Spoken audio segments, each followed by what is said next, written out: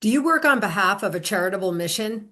You know your mission is giving worthy, but still, you struggle to find the support you need to make mission happen.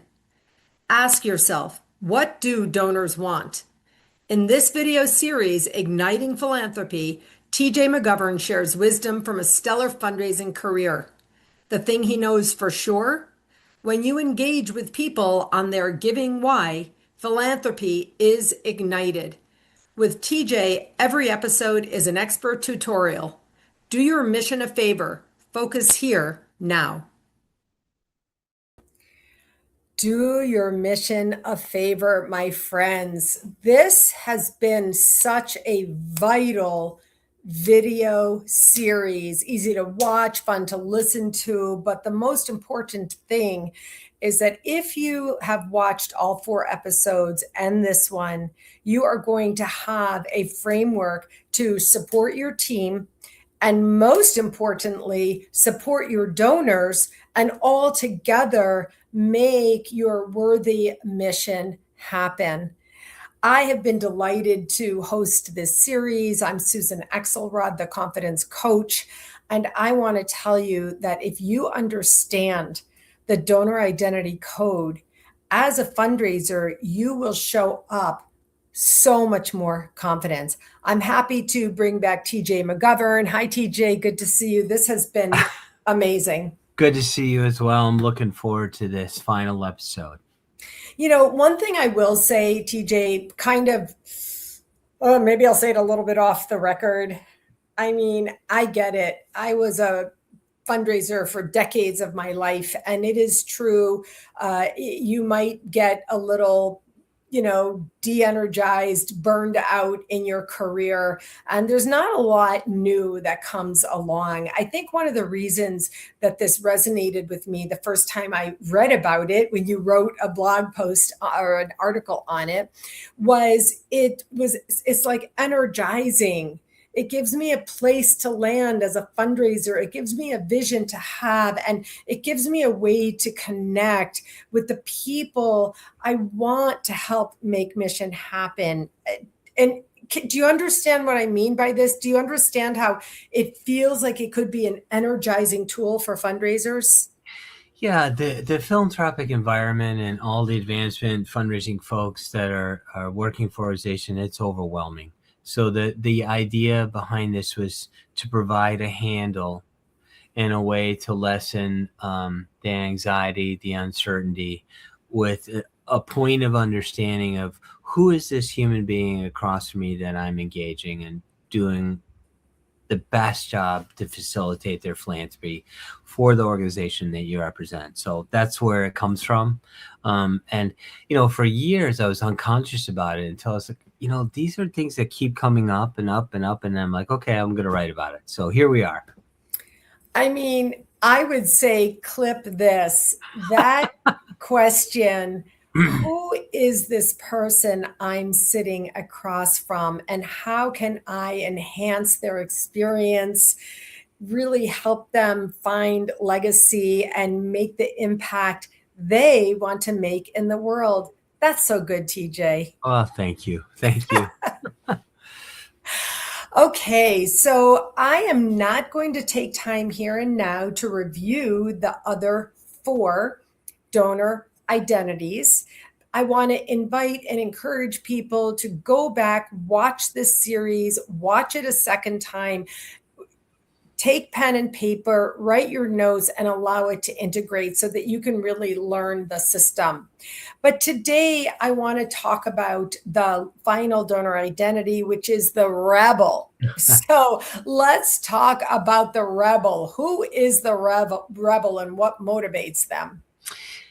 I find this identity type to be the most fun to work with because they're very unhabitual, very direct in what they want their philanthropy to do for your organization, and sometimes can be perceived as a little too crass with that directness. But if you understand, again, all of this is intended to give you a handle to make a human connection to who you're engaging. So the human underneath the rebel, from doing this a long time, is they're allergic to spin. They are distrustful of institutions and give because something is countercultural and brave. In my these days with clients, donors, they want to be the first to use, commercial language to market.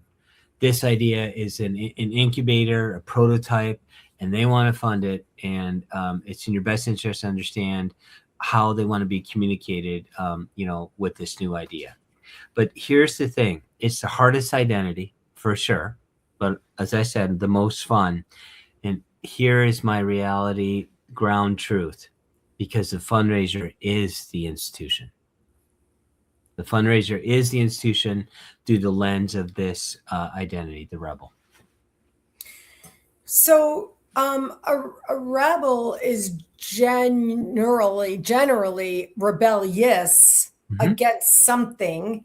And you said they are countercultural and brave. So am I understanding that it is on behalf of your mission that they become fierce? It's sometimes that's the case, but I'll go back to what I said in the other video series.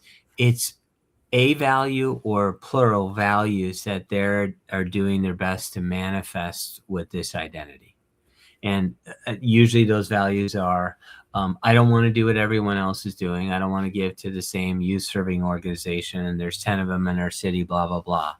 They want to find an idea that with philanthropy could move the needle for the organization and enhance their identity as well.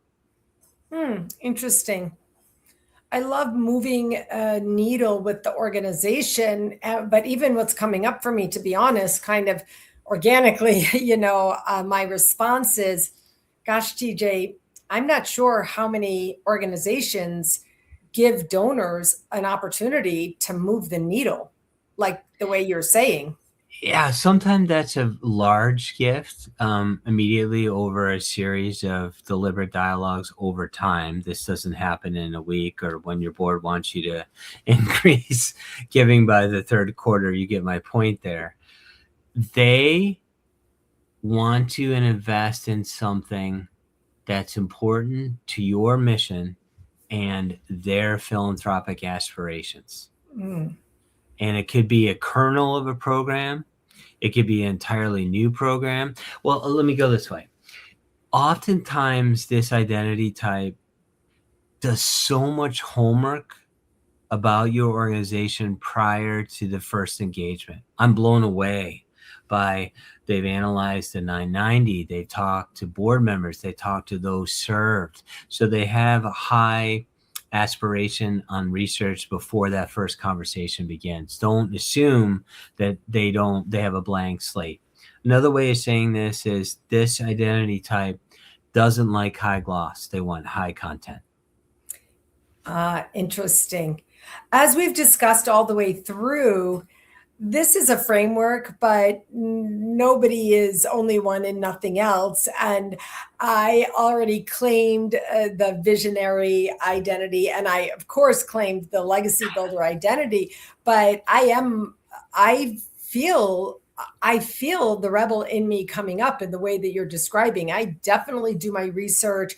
I want to do something fierce and, loyal to stand up on behalf of what this organization is doing. And often I will refuse to accept anything but that. Yeah, in an encapsulated way, this type doesn't want to give a big gift to a small idea.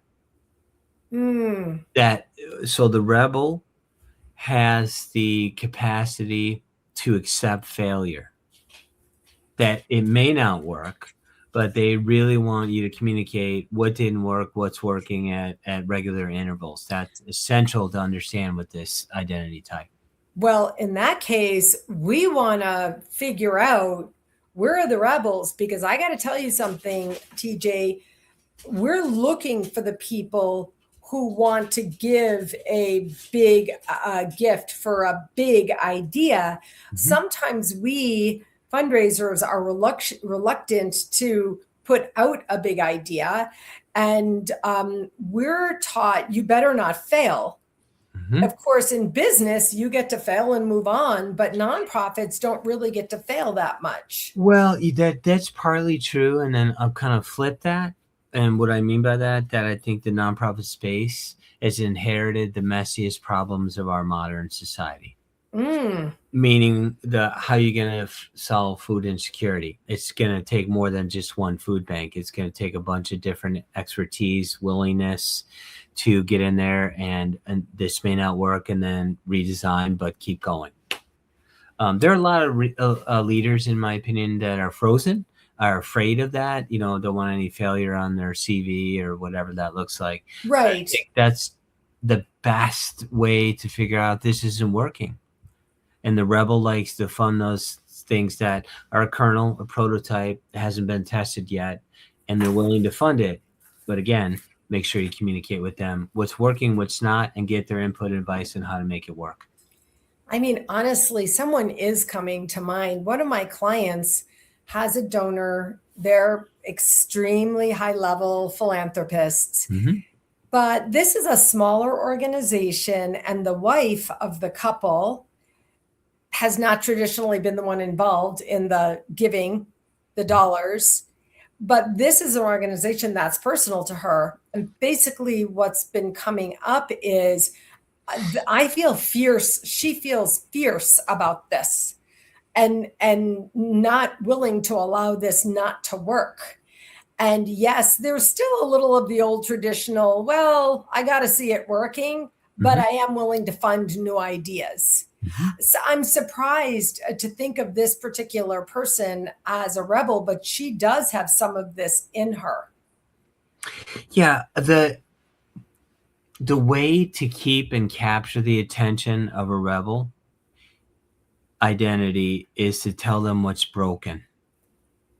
Give them real stories, failures and all, and that includes successes, of course, and they become your fiercest loyalist. Yeah, wow. Now, that I find, in my daily work, working with clients' boards, there's usually a rebel on the board that joined the Mm. board in order to move that needle and go up against something as large as food insecurity or erosion of the environment, or name all the worthy causes and cases that are out there. So although, we're talking about donors, also take the lens and see of this 5 types, are any of your board members manifesting these identity types? So Right. we've been external focused, but I look also, if I can get a rebel on the board to move and ignite philanthropy with the client, good things happen because they're trusted, they're unhabitual, they speak their mind, and they back everything up they say with action. This does bring us to the final landing, which is you have created a tool to support this framework. It's called the Donor Identity Audit. It is a form, and I want to just pull it up now. It's a full page PDF, but you can see it's a one page, the brief version of it is a one page form. And the word audit is clear and visible. And most people know what an audit is. Mhm. So let me take this down for now and ask you if you can speak through this audit, and then also people, can access it from you. Sure. So the audit is a practical diagnostic, as you showed on the screen there, designed for advancing teams, perhaps board retreats and leadership conversations, that really helps organizations identify their current messaging activities, which identities of their donor base actually holds, and what to do about the gap. So organizations interested in working with the framework can connect with me directly. Go to my website, www.mcgimpact.com, fill out that simple, no friction form, and I'd be happy to send it to you. Great. We go, I really do just want to focus on that gap a bit, because it's kind of calling out a little something that you as a consultant can call out, but might not feel that good. That if I'm a practitioner and I understand there's a gap, then a gap can be filled. Mhm. So let me just invite you to talk about that gap for just one more minute. So if a majority of your messaging, it could be email, it could be direct mail. I mean, I can even elevate it to the quality of the grant proposals. It's it's a really good way to get a quick handle on the essence of the person, or, and grants, the organization that you're receiving dollars from, and it helps guide um, the why beneath the ask. And I always say the ask is not a singular event.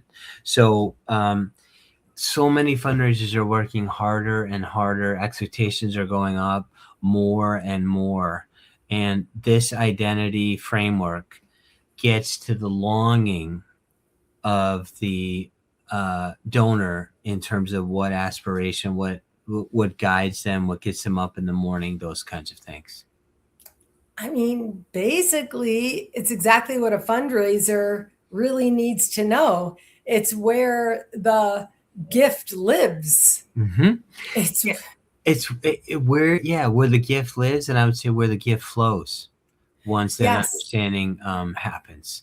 And just to clarify, I find there's one dominant identity, and then usually there's position number two or maybe three that are all there, um, and that's only discovered by listening, matchmaking, understanding, and then really taking it into the field of action and presenting the opportunity to change a life or a place or a program. Wow, I feel like I want to bring in a little bit of my mind body mindfulness practice and invite people to breathe open, take a breath, regulate your nervous system so you can what? You can listen, Mm-hmm. you can hear, you can glean in such a way that you can actually make a match that does what? Bring meaning, as you indicated earlier multiple times, brings meaning to a donor's experience and shows the donor that you understand them. I mean, Yeah. that's beautiful. I think this is true in philanthropy and true in life. If people genuinely feel heard and understood, good things happen. And this tool and this video series is intended to facilitate that, because donors come with their own histories, their own aspirations, and what they want to achieve. It's in the best interest of the fundraiser and the organization, including leadership and the board, to understand these motivations. And this gives us a really quick handle to do this. So the tool is for the gift officer. It's not a personality test for the donor. I just want to clarify that. I can see that. You never ask the donor, which are you? The framework warns underneath the deliberate dialogue and the conversations that you're having. Mm. I mean, honestly, this is really a gift for a fundraiser, especially if you're younger and you don't have decades of experience, especially if you're burned out and you're looking for a little revitalization, especially if you really seriously need to raise some money to make mission happen now. I mean, there's so many ways that this can be used. And I just really feel strongly that anything that we can do to offer wisdom and tools to support basically the fabric of society today, which is what the nonprofit sector is. And Yeah, the gap that nonprofits fill in our modern society is so essential, and I think with all the chaos currently in the sector, that has been even more apparent. And yeah, so the impetus for me on this tool was to reduce some of that anxiety, excuse me, and help fundraisers of all types get an idea of what is the essence of what we're dealing with when I'm listening, engaging, being curious, asking great questions. I get all the time, like donors say to me, we've never been asked these questions before. And that's the way I understand. And then I play the role of matchmaker and align. And perhaps oversimplified, but it works. Simple is good, TJ. I want to say thank you so much for this interesting, informative, helpful conversation across the whole video series. I'm already looking forward to whatever the next conversation is that we're going to have. And I want to speak directly to you. If you're listening to this or watching this, open your mind, take a breath, review the material a second time so that you can catch what you missed the first time, and reach out to TJ and connect. It's really going to be a fun experience no matter what comes of it. I can promise you that personally. And let's go, friends. Let's support and protect the fabric of our society. Okay, TJ, that's a wrap. See you soon. Thank you so much. Bye-bye. Bye-bye.